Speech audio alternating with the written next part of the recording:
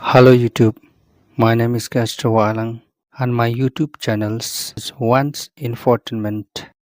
I started this channel in the years 2nd December 2016. The device I use for uploading my videos are my tripod,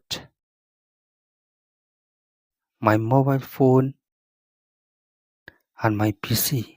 I use Kind to edit my videos and then upload them. The steps upload my video are 1. I take any image or image from the gallery section. Number 2. After which I take music from keyboard. Number 3. Then I use thumbnail from Pixel Lab software. Number 4. And my videos is created. This is then uploaded in my channel.